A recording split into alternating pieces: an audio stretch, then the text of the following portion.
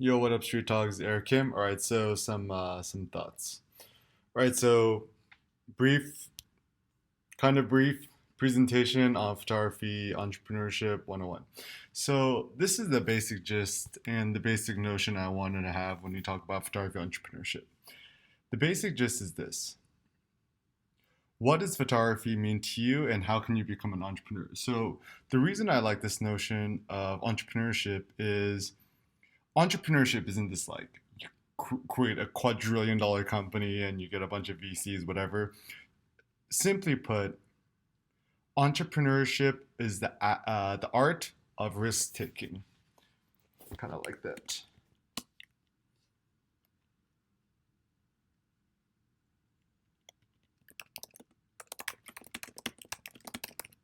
So entrepreneurship as the art of risk taking. What that means is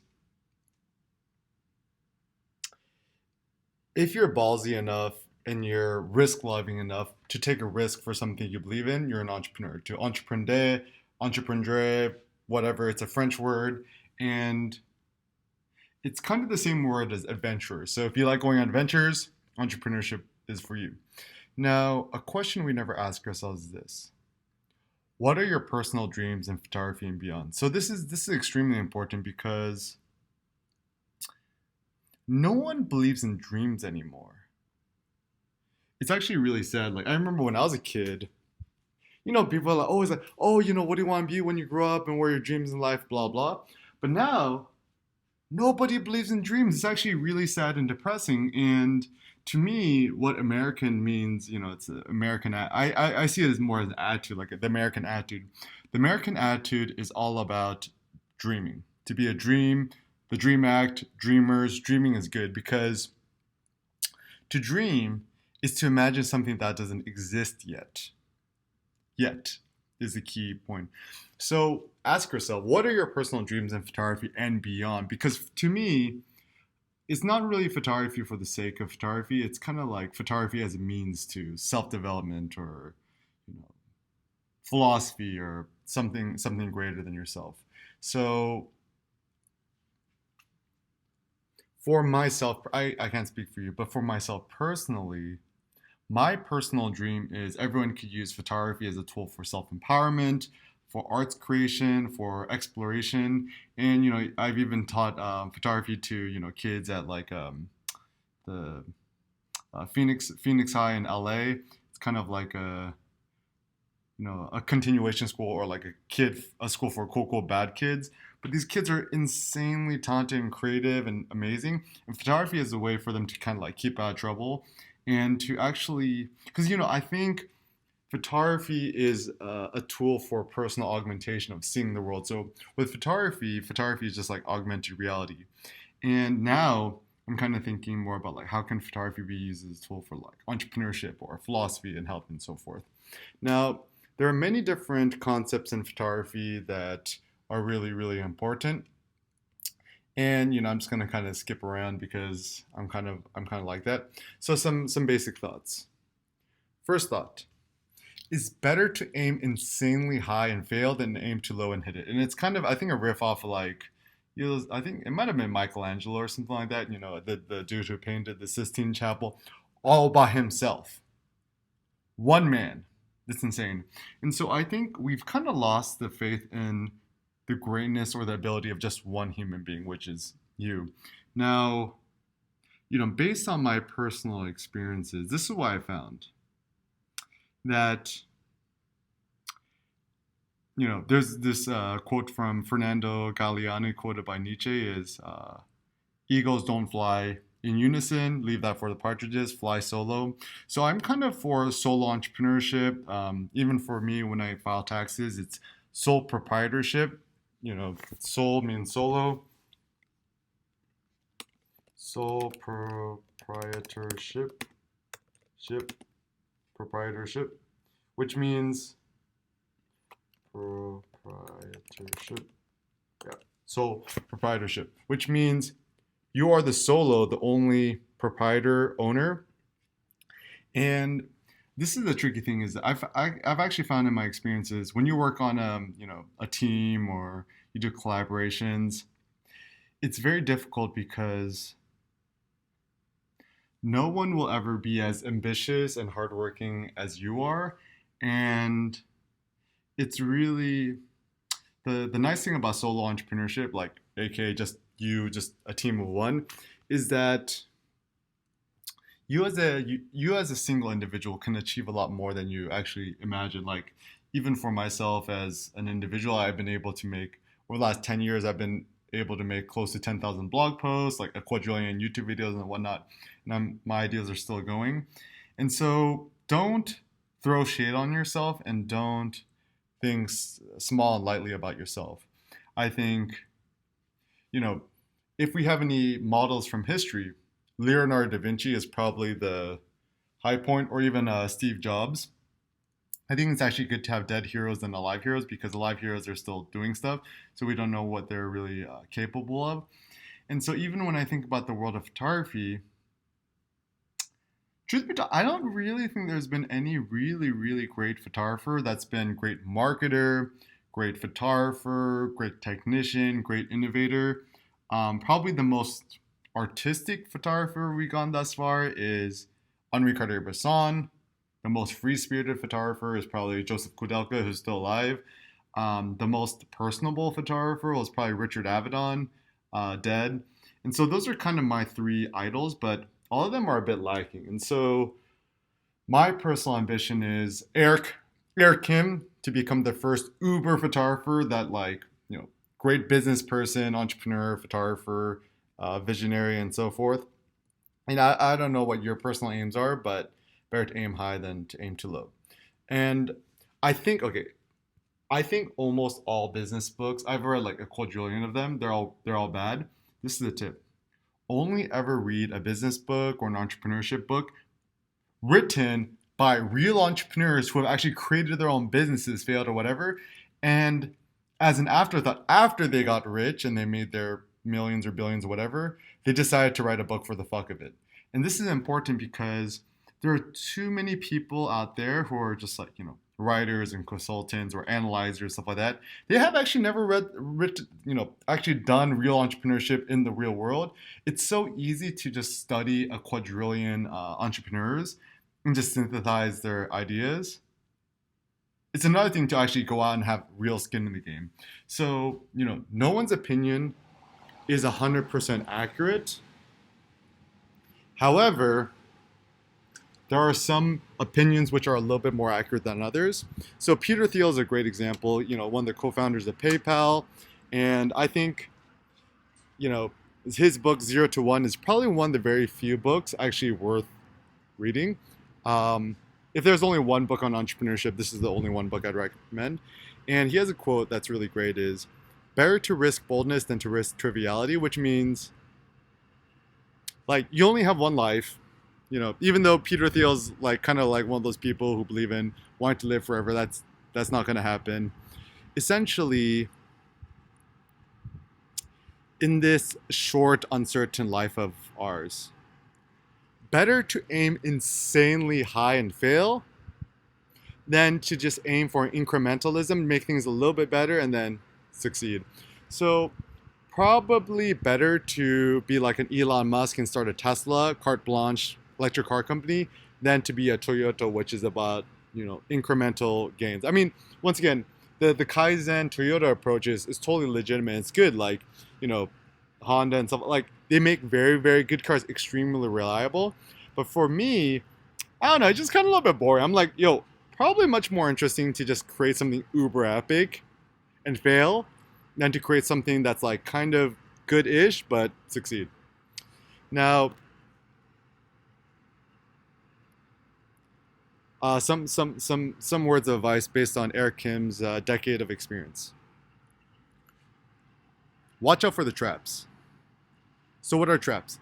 There's many different traps out there. So for example, social media is a trap, sponsorships are a trap, brand collaborations are a trap. There's many different traps out there. And this is really important because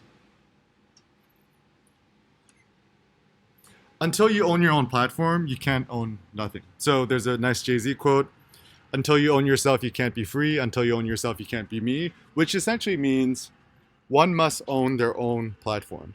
So you must own your own website and your own platform. So a very simple thing, bluehost.com, install wordpress.org, create the foundation, the platform. Yo, it only costs like $5 to $10 a month. How can you cannot afford not to have, like, if you have an Amazon account, Amazon Prime account, a Netflix or a Spotify, bro, like, there is no reason for you not to have it, because unless you own your own platform, you don't have no equity.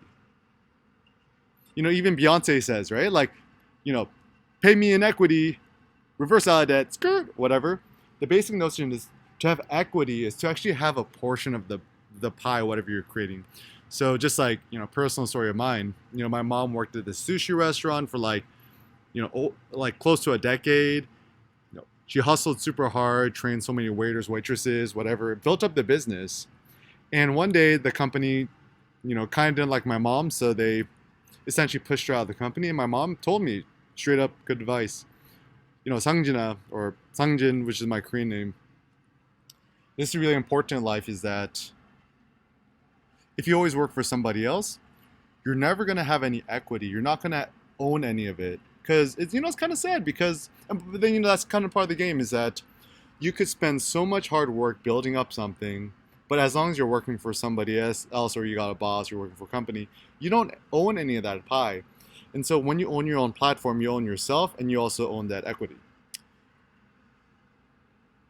So another concept that I like, entrepreneurship born out of hyperabundance. So what that means is this.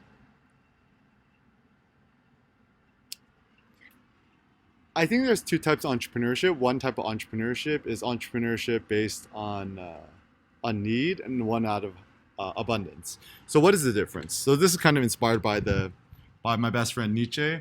He says, talks about this about art too. So the basic gist is this.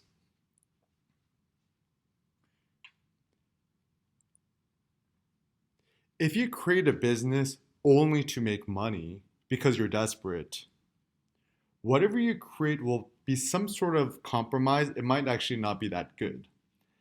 However, entrepreneurship born out of hyper abundance, uber abundance, means you have the singular artistic pure vision of whatever you want to create, and money is actually not the end goal. Money could, there's nothing wrong with money. Money is always a mean. Money is a tool to do whatever you want to do. But let's assume that you're a sole proprietor, you're team of one, you're just working for yourself by yourself. You might actually not need that much money. Like some facts, right?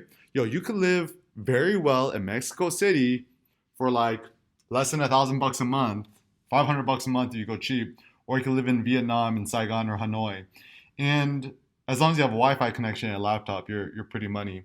And so I'm starting to realize this more and more. Realize as long as you have somewhere to sleep, meat, and coffee and Wi-Fi connection, use pretty good. So entrepreneurship born out hyper abundance is better because, like, even this I'm sharing with you, right? Like, I have enough money in my bank account to last me 10 lifetimes. And the only reason I'm doing this is because I genuinely believe in it, and I think these ideas could actually maybe help you. And so as a consequence, I feel like my ideas are much more genuine. There's more depth and there's more profundity and maybe truths behind it. And so just realize whatever you create, do it out of the spirit of hyperabundance, not need. Another very important thing that I've learned in my experience: 90% of success is marketing, and only 10% of it is skill. Not to say that skill is not important, but there's kind of this strange notion that like one should not self-market themselves, or there's always the notion of a shameless plug. I'm like, whenever people say that always puts a bad taste in my mouth. I'm like, it's so funny. If you like, somehow it's okay to advertise and market other people. Like if you get a brand sponsorship, it's okay to market someone else's brand or platform or whatever. But for some reason, it's not allowed. You're not allowed to market yourself or your own platform. And so I've realized the best antidote is actually advertise yourself. Advertising yourself could probably be the best thing one does. Advertising yourself, because you are the most important person, you're the most important thing. And what is marketing? Marketing is essentially just to spread your message. Like you think about Jesus, very effective marketer. He was able to get his 12 disciples and spread his message. So to me, marketing is, it's kind of like a loosey-goosey notion. It's just having a certain idea and sharing it with other people. And, you know, whether you like it or not, we all live in a capitalist economy. If you ever go to Whole Foods, you have an Amazon account, you have a Gmail, you got a Facebook, you're on social, you got a credit card, you got a Visa, whatever, we're all implicated. And anyone who thinks that they're not a capitalist, consumerist, whatever, you're either misguided, misled, or maybe you don't want to admit it to yourself. But if you really want to succeed as an entrepreneur, you need to be a good marketer. And the reason I was able to get so good at marketing, part of it is my social skills. I like to talk to people, but also I studied sociology in school. And sociology has probably been the most effective tool for me to actually market and brand myself and stuff like that. All right, the show goes on. All right, so continue.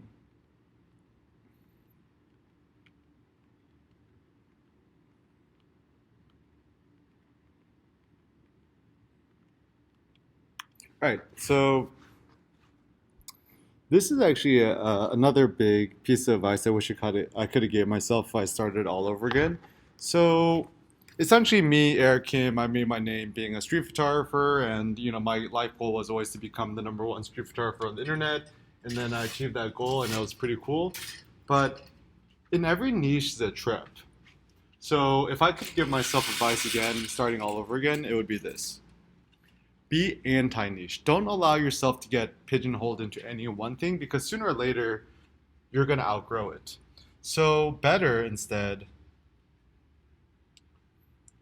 your most important asset is your name, your first and last name. So me, Eric Kim, and my personal ambition is actually after I die, or maybe while I'm still alive, people won't just call me as Eric Kim, they'll just know me as Eric. And like 200-300 years from now, when they talk about Eric, like when they talk about Leonardo, they talk about Da Vinci or Michelangelo, we know exactly who you're talking about. So same thing is remember, your number one asset, your first and last name. So for example, Eric Kim, or just being Eric. So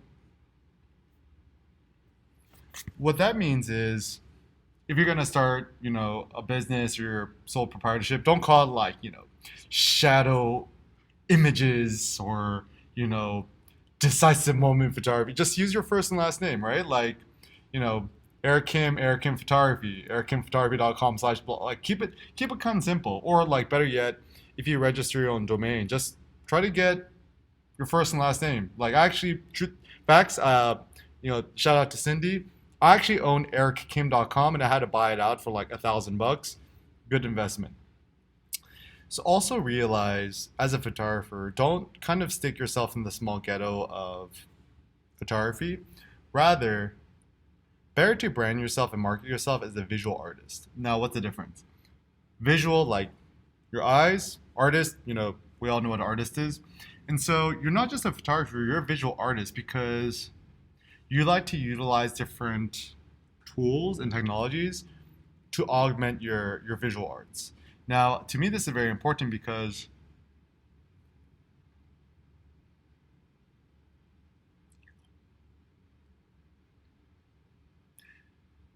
you should allow yourself all forms of visual arts, right? Whether it be photography, video, digital arts, abstracts and stuff like that. And the more you could let yourself flourish visually, essentially the better. And so I think about this a lot is like, what is the future of photography going to be? So some basic things I see is that currently what we're experiencing is video plus photo seems like it's becoming a thing, which means like, I think a hybrid is going to be the future. So even I've been shooting a lot of photos and videos and vlogs and blogs and stuff like that on Lumix G9. And the great thing is it shoots 60 FPS, 4K, which means it's 4,000 pixels wide, which is huge. So that means that, like often what I'll do is I'll shoot a video 4K 60 FPS and I'll pause the video in Mac and I'll screenshot certain images that I like. And to me, this is actually a very effective strategy. And not only that, but while I'm recording, I can shoot still photos. So it kind of makes you wonder, why do people kind of stick themselves in the ghetto of, oh, I'm just a photographer, I'm a videographer. Certainly it's both. So it's like, you're not even like, just like maybe even a good idea, right? Just call yourself, this is Eric Kim's notion, right? Call yourself a grapher. You're a grapher, right? A grapher just means writer or whatever. So graph, I think it's graphene maybe. It means to sketch, embed, and write. And, video plus grapher, photo plus grapher, graffiti actually comes from the notion of grapher too. So I kind of like this notion. Maybe we just call ourselves graphers. And okay, so how does one build an audience or build a name for themselves? Simple thought, 90% blogging, 10% YouTube. So currently, whether we like it or not, Google is the internet at this point, which means the best way to get discovered is organic. So what is organic? So organic. That means if someone goes on Google and they search you, they find you for whatever you are. And they often call this SEO or search engine optimization. The basic gist is if you want to get discovered on a topic, write a blog post about the topic, whatever it may be. And YouTube is still effective insofar much as Google owns YouTube. YouTube is the world's second biggest search engine. So whatever people are searching for, sooner or later, they're going to find you. And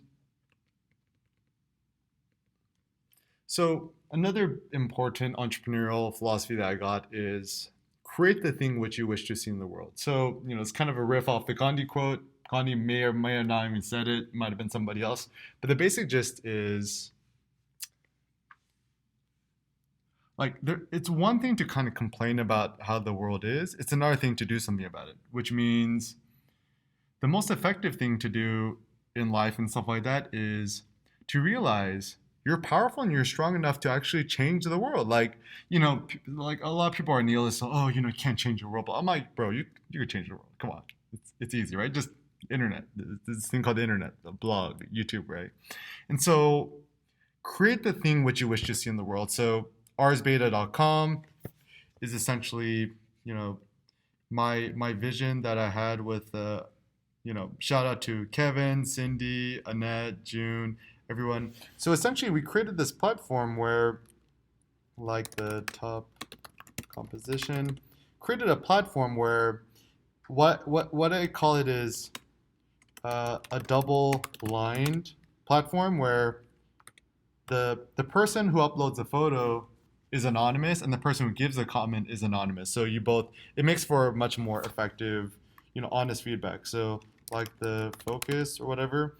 And like to me, I love this idea of R's because R stands for art. Beta is, beta testing. So the basic gist is your artwork is always in beta. Arsbeta.com. So the reason I had the idea of R's was actually because I think, Instagram is probably the worst thing that's happened for photographers and humanity. I think it's an extreme net negative for humanity. Instagram is very bad because essentially it quantifies your self-esteem, and what it causes is photography is becoming more generic and mediocre because we all know what gets lots of likes, right? You upload a nice black and white picture, symmetry, minimalist, whatever, you get a bunch of likes.